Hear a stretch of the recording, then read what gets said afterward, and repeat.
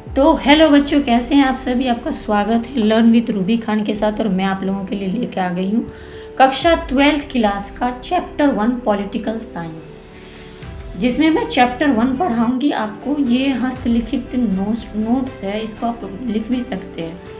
तो राष्ट्र निर्माण की चुनौतियाँ, जो चैप्टर 1 है 12th क्लास में, उसका चैप्टर 1 का नाम है राष्ट्र निर्माण की चुनौती। मैं ये आप लोगों के लिए इसका पार्ट 2 लेकर आ गई हूँ, और इसका पार्ट 1 मैं पहले से अपलोड कर चुकी हूँ। अगर आप लोग उसे नहीं देखें तो जाकर ज़रूर देखें। और ये इसका पार्ट 2 है, जिसका आगे का मैं आप लोगों को करवाऊँगी। और हाँ, अगर आप चैनल पे नए जुड़े हैं तो चैनल को सब्सक्राइब कर लेना, लाइक करना, कमेंट करना मत भूलना। इसे अपने दोस्तों के साथ इसे ज़्यादा से ज़्यादा शेयर करें, जिससे कि और बच्चे जुड़ सकें।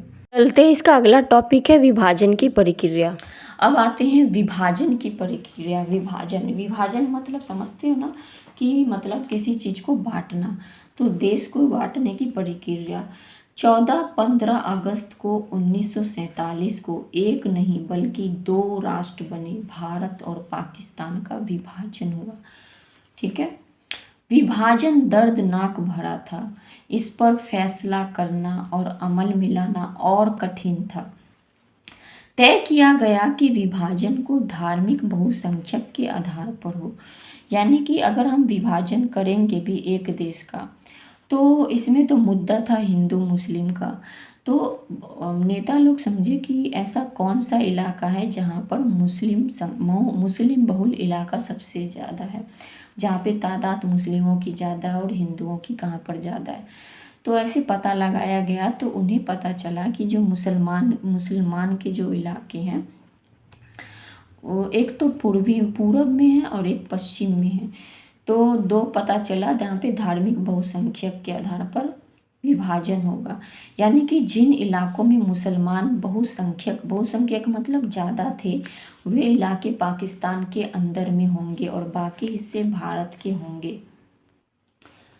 तो विभाजन 2 हिस्सों से मिलकर बना। एक इलाका पश्चिमी पाकिस्तान और दूसरा इलाका पूर्वी पाकिस्तान बना।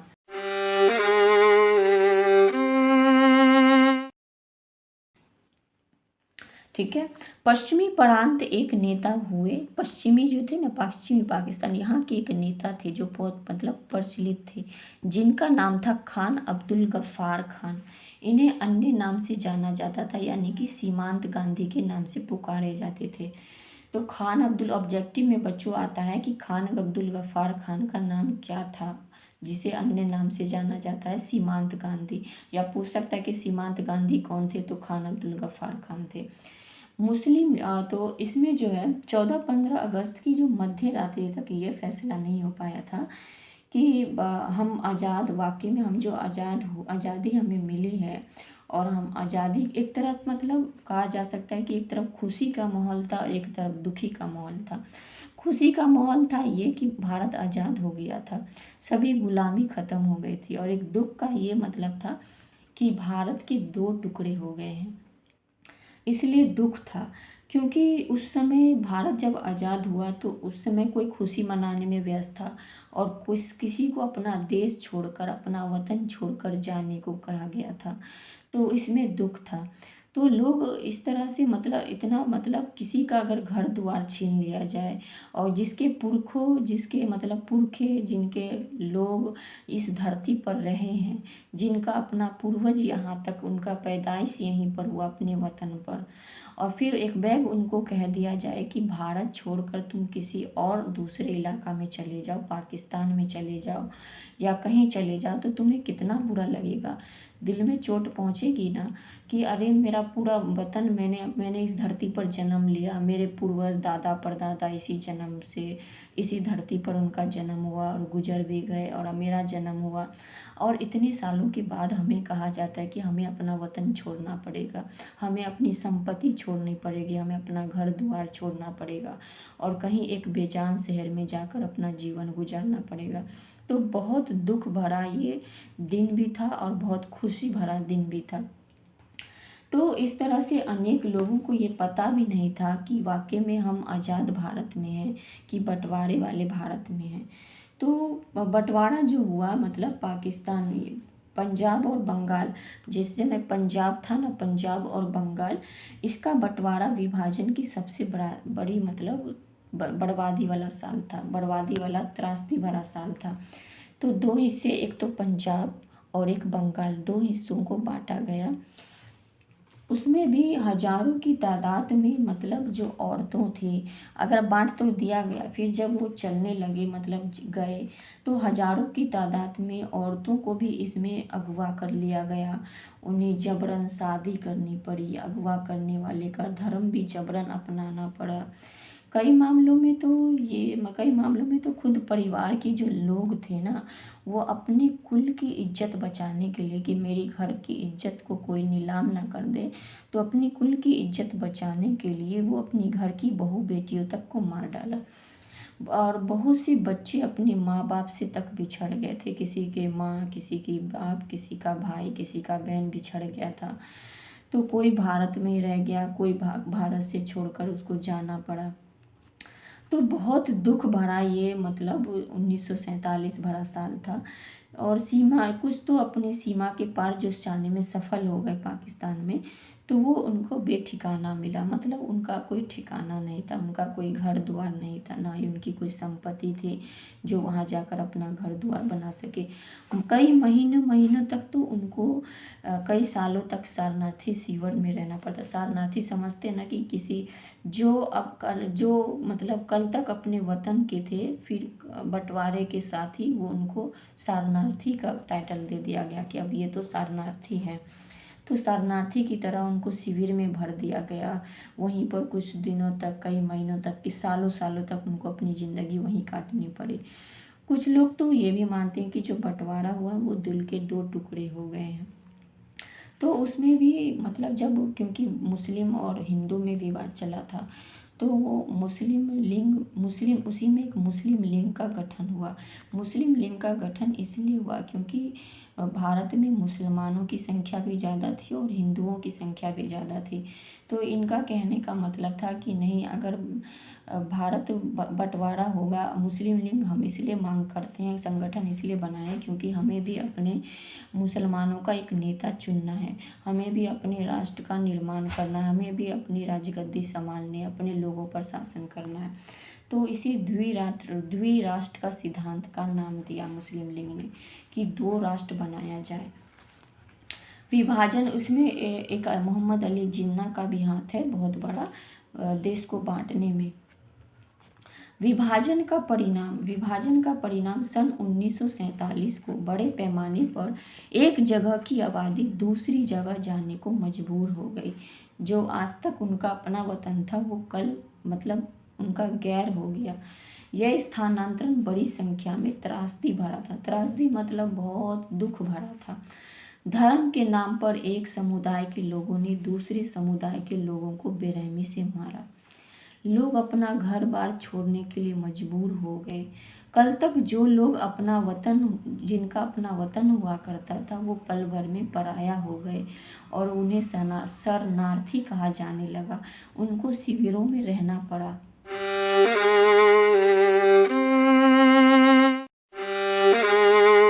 अब हम पढ़ते हैं महात्मा गांधी की शहादत। इसी टाइम जब भारत आज़ाद हुआ था, तो सन 1948 में 30 जनवरी सन 1948 में महात्मा गांधी जी को शहादत कर दिया, मतलब उनका कत्ल कर दिया गया था, उनका मर्डर कर दिया गया था।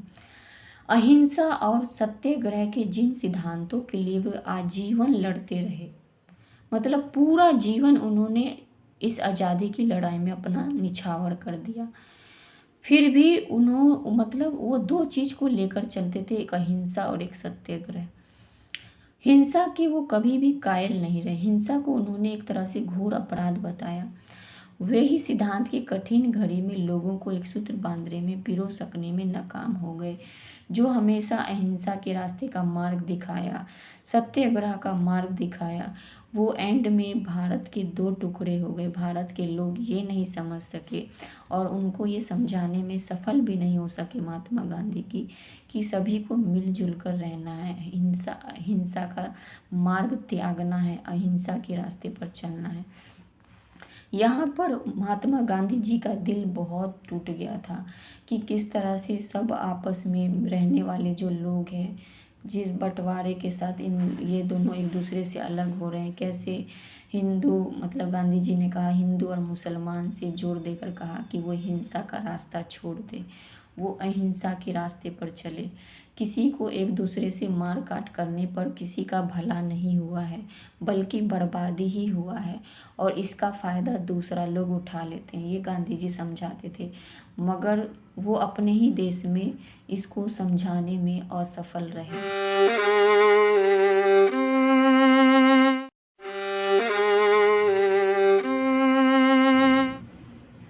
तो महात्मा गांधी जी की मृत्यु, अब हम पढ़ लेते हैं गांधी जी की मृत्यु। तो गांधी जी की मृत्यु कब हो गई थी? तो 30 जनवरी 1948 के दिन, इसको याद कर लेना। ऐसा ही एक हिंदू अतिवादी नाथूराम गोडसे, जिसने मर्डर किया था, गांधी जी का मर्डर किया था, उसका नाम था नाथूराम गोडसे, ने महात्मा गांधी को नज़दीक से 3 गोलियां चलाई, जिससे मौके पर गांधी जी की क्या हो गई? मृत्यु हो गई। आखिर फिर ये आप लोग कमेंट करके बताएं, आखिर नाथूराम गोडसे ने महात्मा गांधी जी को क्या दुश्मनी थी नाथूराम गोडसे की, उन्होंने गांधी जी की मृत्यु तक कर दी? तो ये कमेंट सेक्शन में बताएं कि आखिर क्या वजह थी। और एक ये हिंदू अतिवादी भी थे। भाषा के आधार पर राज्य का पुनर्गठन।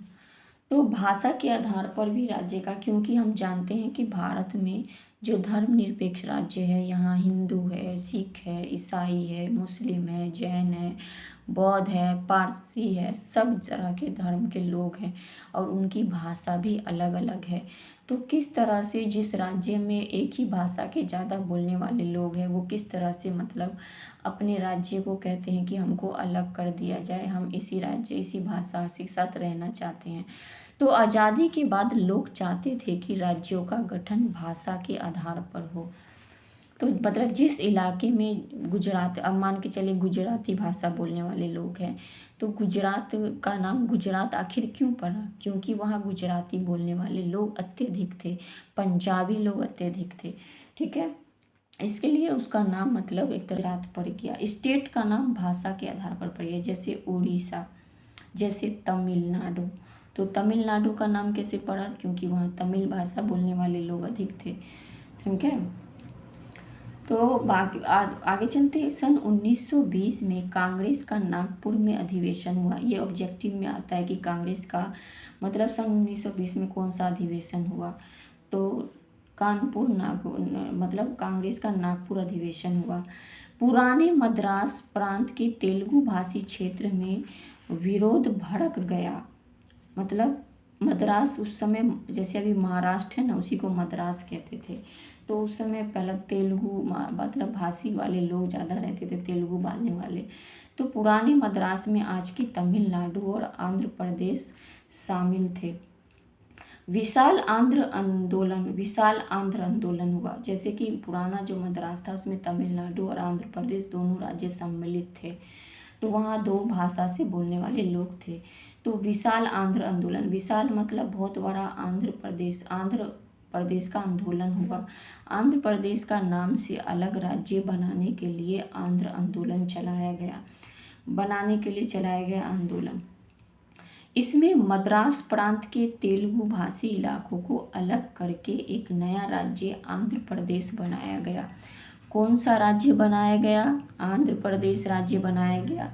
किससे अलग करके बनाया गया? मद्रास राज्य से अलग करके बनाया गया, क्योंकि यहाँ तेलुगु भाषा बोलने वाले लोग अधिक थे।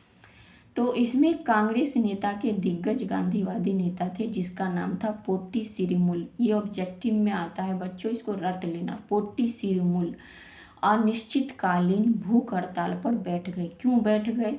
इसी आंध्र प्रदेश का अलग राज्य का दर्जा देने के लिए बैठ गए कि नहीं, जब तक तुम आंध्र प्रदेश को मतलब महाराष्ट्र को अलग से आंध्र प्रदेश का राज्य का दर्जा नहीं दोगे, तब तक मैं धरने पर हड़ताल पर बैठा रहूँगा। तो ये अनिश्चितकालीन भूख हड़ताल पर बैठ गए, धरने पर, और ये मांग उठाने लगे, जब तक आंध्र प्रदेश को अलग राज्य का दर्जा नहीं दिया जाएगा तब तक मैं भूख हड़ताल जारी रखूँगा। तो ये व्यक्ति 56 दिनों तक की भूख हड़ताल तक की, और 56 दिनों के बाद इसकी मृत्यु हो गई। जगह जगह हिंसा हुई, इनकी मृत्यु होने के मतलब वजह से, भूख हड़ताल की वजह से जो इनकी मृत्यु हो गई, जगह जगह हिंसा हुई, कई घटनाओं को अंजाम दिया गया, कई जगह आग फूंक दिया गया, कई कई घरों को जला दिया गया, रेलगाड़ी सबको बंद कर दिया गया कि नहीं, जब तक जिस नेता की वजह से, जिस नेता ने हम लोगों के लिए राज्य के दर्जा मांग करने के लिए अपनी जान गंवा बैठी है, हम उसको लेकर रहेंगे, उसका बदला लेकर रहेंगे। तो जगह जगह हिंसाएं होने लगी। आखिरकार सन 1952 के दिसंबर में प्रधानमंत्री ने आंध्र प्रदेश के नाम से अलग राज्य बनाने की घोषणा कर दी, और 1953 में राज्य पुनर्गठन आयोग बना। तो एंड करती हूँ, ये यहीं तक ख़त्म हो चुका है बच्चों, क्योंकि और ये भी ऑब्जेक्टिव में आता है कि आंध्र प्रदेश को राज्य का दर्जा कब दिया गया, तो सन 1952 में, ठीक है। और राज्य का पुनर्गठन कब किया गया, 1953 में, इसको रट लेना। और ये वीडियो ज़्यादा से ज़्यादा अपने दोस्तों के साथ शेयर करो, लाइक करो, सब्सक्राइब करो। लाइक क्यों नहीं करते हो जी, कुछ घट जाता है लाइक करने में, सब्सक्राइब करो। अगर लाइक करोगे, सब्सक्राइब कर लोगे मेरे चैनल को, तो अगर मैं जो भी वीडियो बनाऊंगी, और इस पर मैं पूरा 12th क्लास का पूरा ऑल सब्जेक्ट जो भी है मैं पढ़ाऊंगी, जितना हो सके मैं आप लोगों के लिए question answer, answer writing, objective question, notes, सब चीज़ बनाकर पढ़ दूंगी। बस आप मेरे साथ जुड़ जाइए। और जुड़ोगे कैसे, सब्सक्राइब करोगे तभी ना जुड़ सकोगे। तो सब्सक्राइब करने का रीज़न यही है कि आप जुड़ोगे तो मेरी जो भी मैं वीडियो बनाऊंगी वो आपके पास समय समय पे पहुंच जाएगा। और मेरा जो टाइमिंग है वो शाम को 7 से 8 या 8 से 9 के बीच में ही रहता है। तो शाम को जुड़ने का ज़्यादा से ज़्यादा प्रयास करें, और मिलते हैं नेक्स्ट वीडियो में। ये वीडियो आपको कैसा लगा, लाइक कमेंट करके ज़रूर बताएं, कितना समझ में आ रहा है, फीडबैक ज़रूर दें। Thank you watching this video.